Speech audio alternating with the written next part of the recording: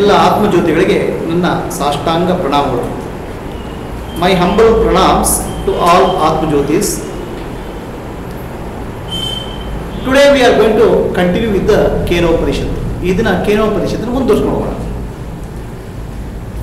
ಕೇನೋಪನಿಷತ್ತು ಶುರುವಾಗಿದ್ದೆ ಕೇನ ಅನ್ನೋ ಪ್ರಶ್ನೆಯಿಂದ, ಯಾರಿಂದ ಅಂತ ಪ್ರಶ್ನೆ ಇಲ್ಲ.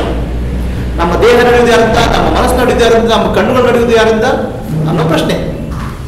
The Kenopanishad started with the question, because of whom Kena, these eyes operate, the tongue operates, the ears operate.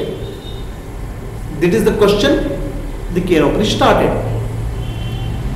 Then Guru, last couple of classes, Guru has told that the one who is seeing through your eyes, one who is hearing through your ears, and one who is talking through your tongues is the Sakshi, inner consciousness.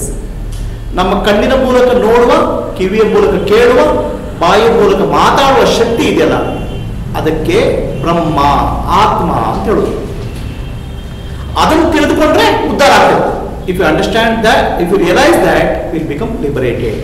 ಇದು ಹಿಂದೆ ಹೇಳಿದ ಶ್ಲೋಕ.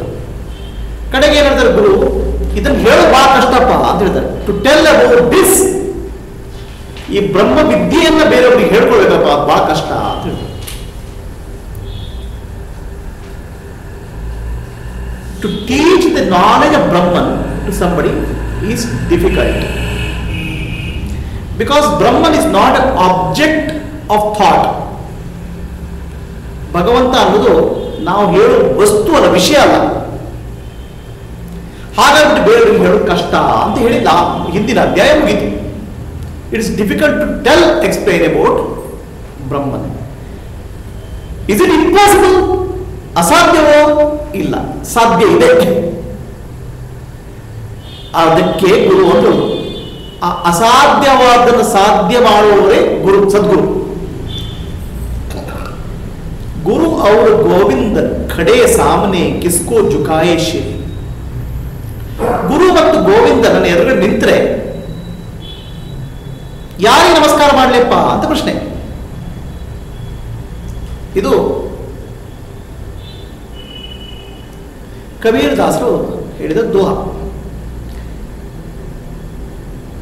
ಗುರುವಿಗೆ ನಾನು ನಮಸ್ಕಾರ ಮಾಡಬೇಕು ಅಂತ ಮೊದಲು. ಯಾಕೆ? ಗೋವಿಂದ ನಿಮ್ಮ ಎದುರುಗಡೆ ಇಲ್ವಾ? ಈಗ ಗೋವಿಂದ ನಿಮ್ಮ ಎದುರುಗಡೆ ಇಲ್ವಾ? ನಿಮ್ಮ ಒಳಗಡೆ ಇಲ್ವಾ? ನಿಮ್ಮ ಹೊರಗಡೆ ಇಲ್ವಾ? So Kabir says, if Govind and Guru stand in front of me, whom should I go first? I will go to Guru, because I cannot recognize Govinda. Govinda ಯಾರು ನನಗೆ ಅರ್ಥ ಆಗೋದಿಲ್ಲ.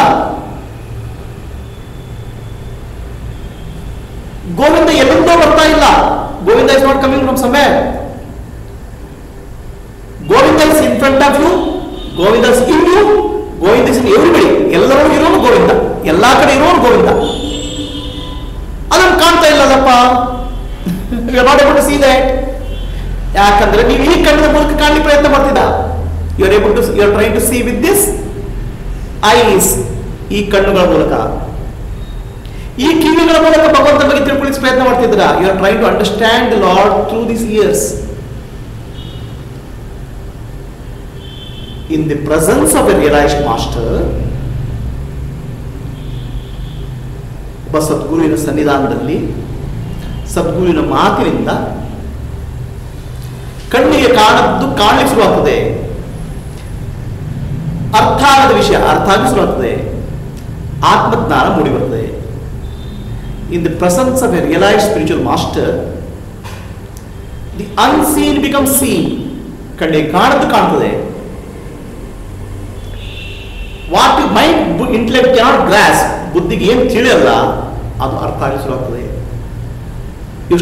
Intellect starts grasping. That is the greatness of guru. ಅದು ಸದ್ಗುರುವಿನ ಮಹತ್ವ. ಅದಕ್ಕೆ ಗುರು ಅವ್ರ ಗೋವಿಂದ ಖಡೆ ಸಾಮನೆ ಕಿಸ್ಕೋ ಜುಕಾಯೇ